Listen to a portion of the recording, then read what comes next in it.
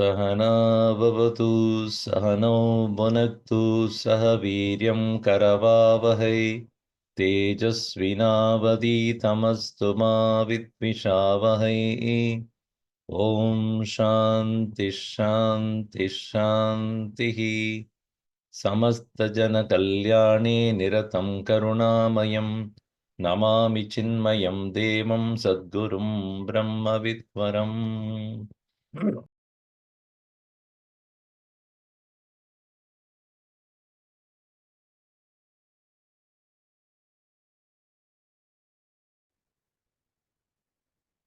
Advaita Vedanta does not accept God as different from the individual.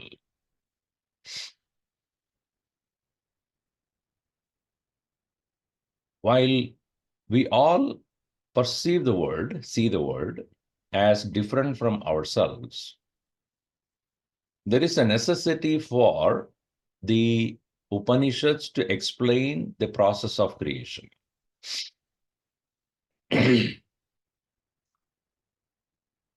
And in the context of creation, a creator is an unavoidable aspect.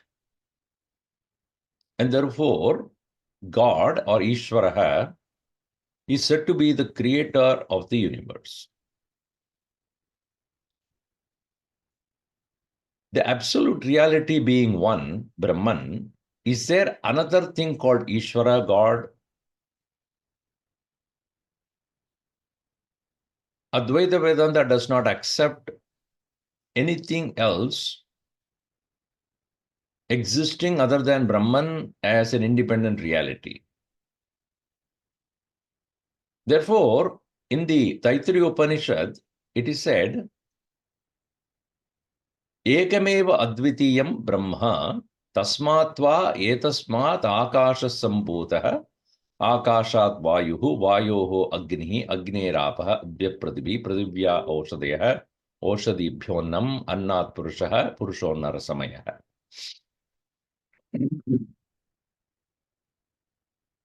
From the Brahman alone, there is manifestation of the first creation called Akash.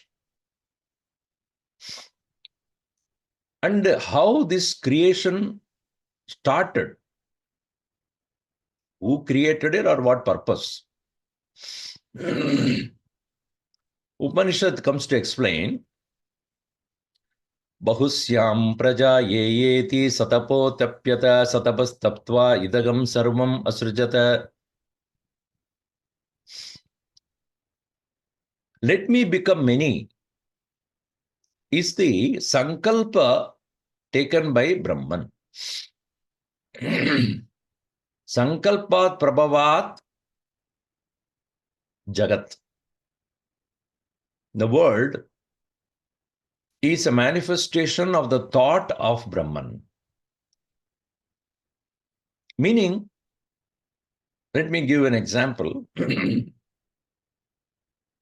You and your dream are not two different things. Though you are the creator of your dream, but did you consciously create it or it happened? Everyday dream happens to us without being conscious of that. We are not consciously creating the dream. But during the time of the dream, we are the participant, and all the things that are there in the dream is also nothing but ourselves only. Other than us, there is no entry for anybody else. Even if your own husband or wife next to you, you don't allow that person to come into your dream. All the beings that are there in the dream, all the things, physical things are also that are there in the dream, all are you only. In the same way, in this creation, Brahman alone is, though there are so many different manifestations. Because there are many manifestations, we cannot misconstrue that there are many causes. A plant is not a stone is not water, water is not fire, fire is not air, air is not space, but all of them have come from the same point. That is what the Upanishad's trying to establish there. Just like you alone is the cause for all the things that are there in the dream, though each one of them are appearing to be independent of each other. So too, in this creation, no two things look alike, no two things appear to have the same common source, yet it has all come from the same one single indivisible presence. This ability to create variety is the nature of Ishvara. And the power that he uses to create is Maya. Again, to reiterate the point that this is to explain the world. If we are not seeing the world, there's no question about it, right? If you are seeing a movie, whether it's good or bad, you look for who's the director. If it's a good movie, you congratulate him, not curse him. Otherwise, wasting my time. So, definitely for a creation, there must be a director, one who conceived it, and then using the power of imagination, the creation took place. In the same way, Ishvaraha, creator, his imaginating power is Maya, and the creation is Jagat. Now, having said this, who is the experiencer of it? The creation without an experiencer cannot said to be existing. Anything that is experienced must have an experiencer, right? So who is the experiencer of this world? Me and you, Jiva. Only a conscious being can have an experience. An unconscious inert thing cannot experience the existence of itself, much less it can experience the existence of anything else. And again, Jiva as the conscious being cannot be different from the origin from which the whole thing came. That is also conscious existence. A conscious being alone can create. A conscious being alone can experience the creation. And there cannot be two consciousness. Therefore, Ishvaraha eva karta, Jiva rupena Ishvaraha eva bhokta. Bhagavan Krishna explains this. Kshetrajnam chapi mam viddhi sarva kshetreshu bharata. I am the experience of the world which is created by me. Who is the dreamer? Me. Who created the dream? Me. Who experienced the dream? Me. Right? You dream and somebody else is experiencing it. Thank God. It happened. I am the one who created the dream, knowingly or unknowingly. I am the one who is experiencing the dream also. Other than me, there is nobody else experiencing my dream. So too, the creation created by Ishvaraha, who is none other than Brahman with a creative power, and the one who is experiencing the very same world is also the same consciousness alone in the form of a jiva through the instruments such as eyes, ears, nose, tongue, etc.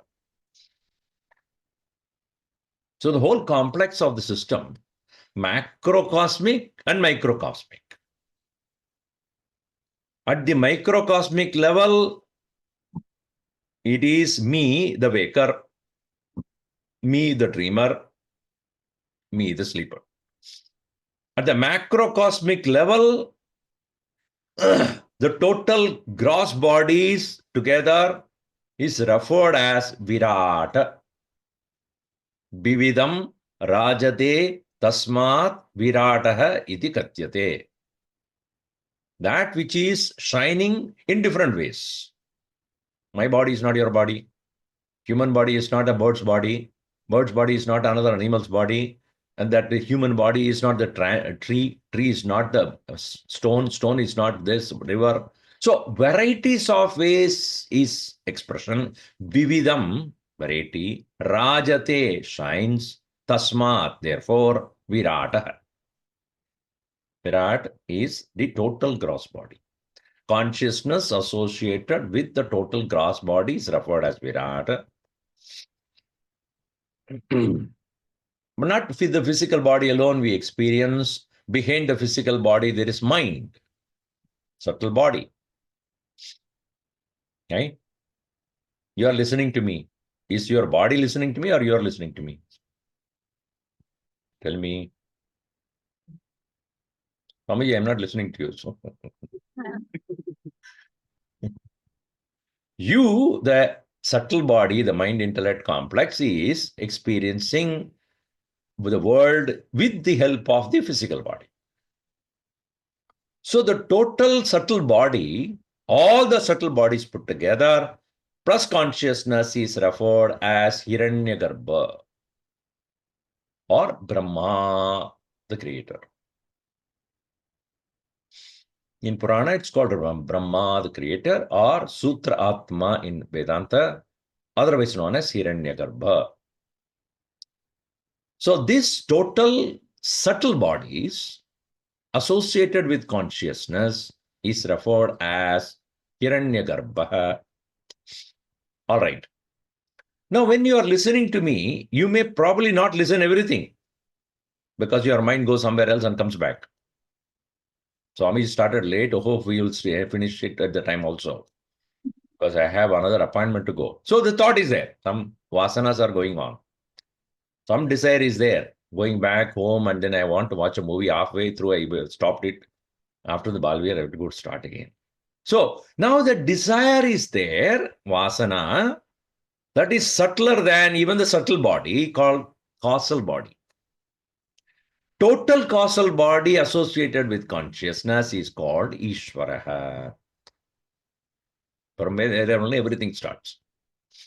So, it is in Sanskrit, it is explained, Samashti Karana Sharira Upahita Chaitanyam Ishvaraha, Samashti Sukshma Sharira Upahita Chaitanyam Hiranyagarbha, Samashti Stula Sharira Abhimani Chaitanyam Virataha.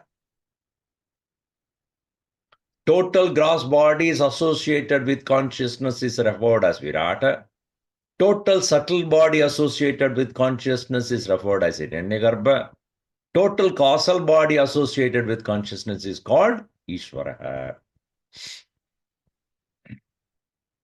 In the same way, individually, I am associated with my gross body.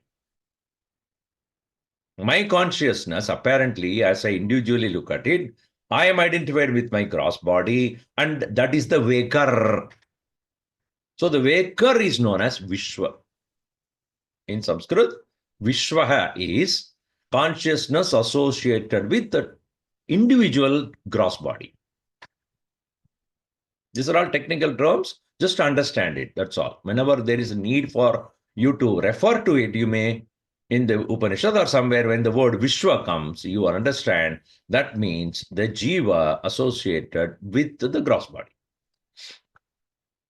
Similarly, the individual subtle body, mind and intellect associated with consciousness is referred as Taijasa, who is the dreamer. And the individual causal body, Karana Sharira, associated with consciousness is referred as Prajna. These are all the terms used. So at the microcosmic level, with the constant, complete identification with the gross body, I am the waking entity, wakeful entity. You and I are presently in that state. When we go to the state of dream, we have left this physical body and only connected to subtle body. Our mind and intellect alone we are experiencing. We are not experiencing the physical body. So at that point, I am a dreamer. Right? And when I leave that also, when I go into a deep slumber of sleep, I am only connected to causal body, which has no expression. But I am in that state of connected to, identified with causal body. I am prajna, the sleeper.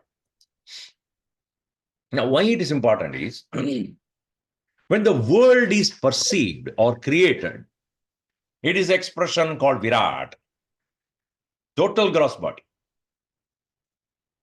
And that is why Bhagavan Krishna, when he showed how his entire cosmic body is called Virata Darshan. Virata means what? A total manifestation of the whole world associated with consciousness. And the very same Lord, when he is associated exclusively with this only subtle body, in the process of creation, he is Brahma. Hiranyagarbha. And when he is not created the world, but he is only thinking about it, Vishwaraha. Total causal body associated with consciousness. Beyond these three of Virata, Hiranyagarbha, and Ishvara is one indivisible presence who has not taken up any role, Brahman. So too, we are when we are not either the waker or the dreamer or a sleeper, who are we? Brahman. Understood? That very same Brahman, when he takes up the total causal body and starts to think about it, he becomes Ishvara. When he starts to create that whole world through subtle body is called Brahma or Hiranyagarbha. The very same Brahman, when he is associated with the total gross body, expressing himself as all the world, is Virat. The Jiva, also Brahman only, when he is associated with the gross body, is a waker. Vishwa, when he is associated only with the subtle body in the state of dream, he is referred as Taijasa. When he is associated with the causal body in the deep slumber of sleep, he is referred as Prajna, but his original nature is Brahman. The Brahman is the same. In the microcosmic level, individual Jiva, that is Vishwa, Taijasa, Prajna. At the macrocosmic level, that Brahman is Virata, Hiranyagarbha, and Ishvara.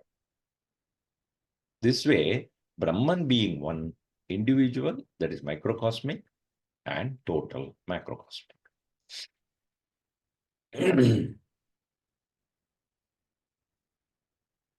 Clear?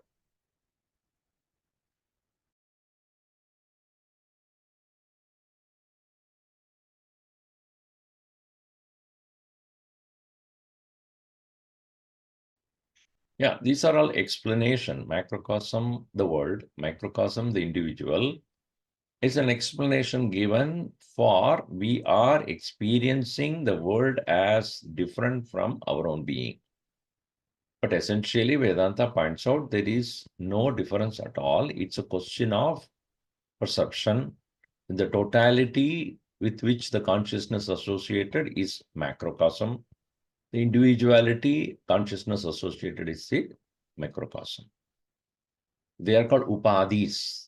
When the upadhis are removed, associated adjuncts are removed, what remains constant is consciousness. And that, when it is identified with, both the macro and micro will disappear into that one. As much as the moment one wakes up, the dream disappears into oneself. Though earlier the dream was happening as though outside you and you are a participant in that. But really speaking, the dream is not happening outside you. right? It is happening within you and it merges within you only. In the same way, upon waking up from this reality, the individual comes to realize the macrocosmic world, Jagat, which one thought that it was outside, is actually inside. And the individuality of an individual who is experiencing that is also inside out. So that collapse into oneself. So that is called awakening. Waking up. It's like a waker destroys or dissolves the dream into oneself. One who has woken up to the highest reality, dissolves the world into oneself. For him, for such a person, there is no Ishvara, there is no Hiranyagarbha, there is no Virat, there is no Vishwa, there is no Taijasa, there is no Prajna. There is only one. All these so-called individual names that are given or depend upon different kinds of manifestations, identifications.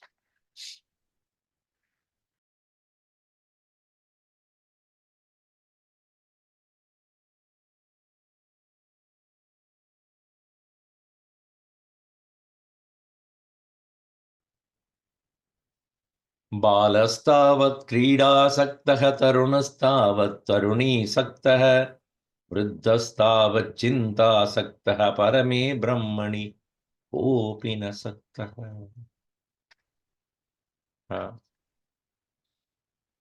Explanation of the situation where every individual jiva, when he is so connected to the state of balya avastha, a child. You look at your own child. What is he interested in when he is 4 or 5 years old? Play games. He's not into watching movies. Maybe, I don't know. Or looking at the share market. Share, you will see, not share. So he's not interested in share market situation. Does he? Or is he planning for the party tomorrow morning? Tomorrow, unworried about what happened to the political situation of the country. Interested. Balastavat krida sakta. Only game. After that game, he's looking for dame. Another game started. Then he's become a teenager. Not interested in anymore the toys, etc. He will be interested in friendship. Whose friend I have, girlfriend, boyfriend, who is going with whom, who is not coming with me. So that is the stage, you know. Tarunastavat taruni sakta. Taruna means young man. Taruni means young woman. So they are interested only in that relationship, emotion. So those kind of situations what experienced at the time of youth. Afterwards, one unfortunately gets married and then going through all these experiences of life, responsibilities, etc. And what does he? I should not have done this. Chinta sakta. All the time worried. I should not have done it. I could have done that way. I could have done this way. The mind is not associated. So what Bhagavan Krishna Shankaracharya says is nobody thinks about Brahman. No time. Samay nahi mil raha hai, Swami. When I am in Bala Avastha, I was only in games. In Taruna Avastha, I am only about friendship and relationship. Vriddha Avastha, I am only about Chinta. Where is the time for Brahman? Parame Brahmani kopi na sakta. Shankaracharya says nobody is interested. So should we waste our life like this? Of course, you cannot teach a small child not to play games. That's, of course, that is the nature of the child. Will do it. Definitely at the youth age, because that is the nature of the physical body and its surges and its biological situations, it will be like that. You cannot stop it. But we have a choice of stopping this chinta. This chinta is unavoidable if you don't think. So chinta should be replaced by chintan. Contemplation, thinking. Don't get your mind overtake you with worries, with disappointments. Because you cannot change the past, it is dead and gone. You cannot decide the future because it is unknown. Right? You can only plan for it. You cannot decide for it. So we'll let the mind be free of all this chinta, the worries, anxieties. So Bhagavan Shankaracharya says, put your mind in contemplation. Think about what is that which I'm taking very seriously in my life, which is not actually too serious. Kate kanta. That's why the question starts here. What is he asking this question as? Kate kanta kaste putraha samsaro yamativa vichitraha kasya tvam kaha kuta ayataha tatvam chintaya tadiha brataha. Calls ourselves as brother. Oh, bro. In today's world, hey, bro. He says, "Bre brata, oh brother, think about this way. What? Kate kanta. Who's your wife? Kaste putra. Who's your son?" See, that one person said, me and my wife were so happy for 25 years, and then we met. So, before she became your wife, or who was she? A very nice, loving, happy girl. Hmm? And you were also happy boy. Then what happened? Then we met. So basically, wife is not a reality. It is a apparent reality you created between you and your wife. She is none other than daughter of her own father and mother. That's all it is. Furthermore, is a jiva, a divine being associated or identified with the physical body. She's what is known as the daughter of so and so. And now, furthermore, wife of you, and then furthermore, mother of your children, and furthermore, mother-in-law of unwanted daughter-in-law, and then furthermore, grandmother. It goes on. The body goes through all this. Jiva is jiva only. Jiva doesn't get old. The Atma Tattvam in us is unborn, undying. What is changing is the mind. What is decaying is our body. And you associated with a decaying body, you will definitely feel miserable. You identified with the changing mind, you will feel miserable. Identify with that changeless one. When you identify with the changing, samsara ayam ativa vichitra. A great wonder indeed, unexplainable indeed, is the samsara. Nobody can stop it. Can you stop aging? Can you stop growing? No? Is it your decision? Tomorrow onwards, I decided not to grow. Even if you want to, you cannot. You cannot stop anybody else growing, changing. Your own children. Don't grow. Stay as cute as small child. Don't grow. Not possible. So, unavoidable, please face it with a smile. And that is possible only when you identify with what is not changing. Kate kanta kaste putraha samsaro yamachi ativa vichitraha Kasyatvam. Whose are you? Do you belong to whom? Kutayataha. Where have you come from? Where have you come from? Don't say I'm coming from the womb of my mother. That's the body. You as a soul is an eternal journey. You're not started anywhere, you're not ending anywhere. You are on an eternal journey in the sense you're always there. You assume bodies. You assume certain personalities. You assume certain duties and responsibilities. Tasyatvam. To whom are you? You're Bhagavataha evatvam. You are Bhagavan's only. You're not anybody else's. Kasyatvam kaha. Who are you? Kuta ayataha.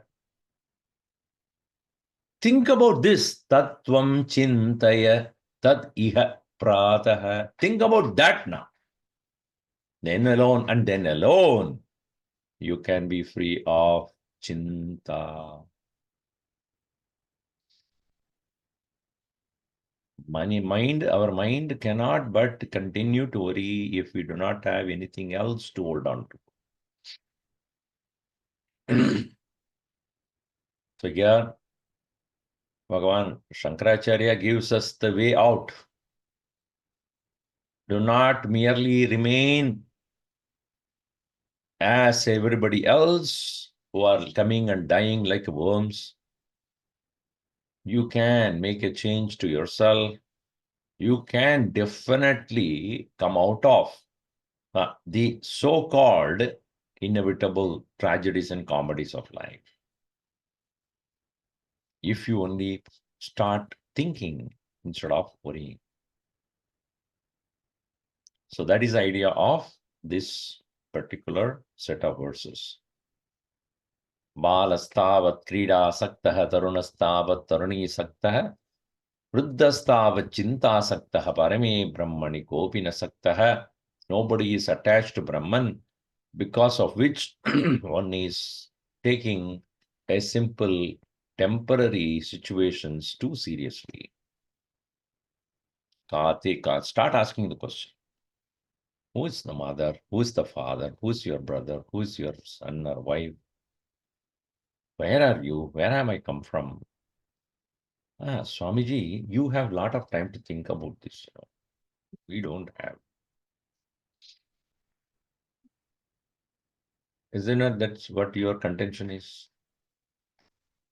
अरे बाबा आपको नहीं मालूम घर जाके कितना कितना काम करना पड़ता है. So many things are there, Swamiji. You don't know anything about it. You are enjoying your bhiksha, but we have to go and prepare it.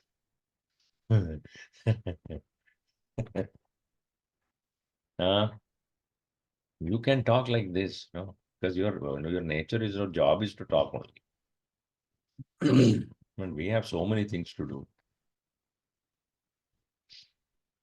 See, living is not of any great struggle if only we keep our demands or expectations very less. We keep complicating ourselves with too many things. Our tongue decides what we should eat,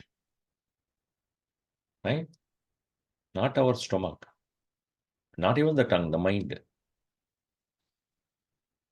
Now, after all, what does the body need? Basic things only, but then we cannot be satisfied with that. We demand so many things.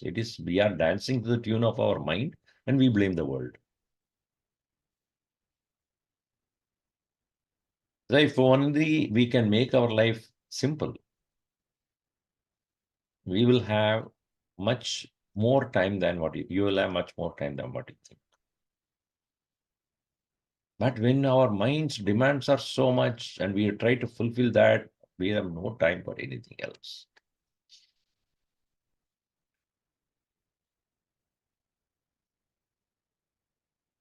So when we do the deep inquiry into these very so-called realities of life, we realize that what we have taken too seriously are not worth too much of attention. Yeah, what is to be done, to be done. That's all. Don't take too much serious about it. Oh, growing up our children is a great responsibility, Swamiji. What are you doing? Growing up, pulling their ears and head every moment? They are growing. Give them correct direction. That's all you need to do. And instead of that hovering around all the time, what did you eat? Did you get up? Did you walk? Because we have no other thing to do. We don't have other engagement, productive engagement. That's why we are constantly hovering around them. Think of your own grandfather and grandchildren, grandmother and all. They had 25 minimum, 10 or 15. They don't even know the name. Which one you're talking about? 5? He's there somewhere. Number 5, number 6 only they refer to. They don't even know the name. We also grow up. They also grow up. And now with 1 or 2, so much of worry, concern, this, that. Unnecessary. And with all that effort, finally, what is going to happen? What's going to happen? Then you get disappointed. It never happened the way I wanted. It never happens. Why are you worried about that? The earlier we realize this, better. Do the best. Whatever needs to be done. Leave it happen. So, make your mind available for higher contemplation. And such a mind alone can remain free and happy. And when you are free and happy, things will be falling in place. By worrying, you will never be happy. By becoming mature, becoming more wise, one will find not only one's own inner contentment and happiness, such a person alone can bring a great change around oneself, bring happiness to others too. If I am worried and constantly complaining and crying, how can that be possible for anybody else to find any solace in my presence?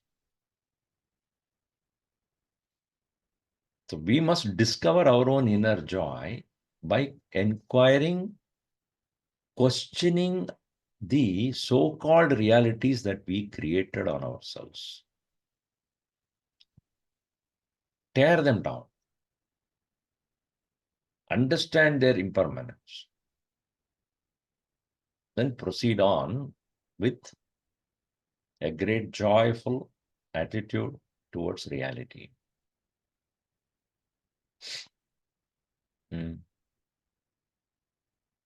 So that is the essence of these verses. Any questions? Om sarve bhavantu sukhinah, sarve santu niramayaha, sarve bhadrani pashyantu ma kasyid dukkha bhag bhavet. Om shanti shanti shanti. Hari Om Shri Gurubhyo Namaha. Hari Om.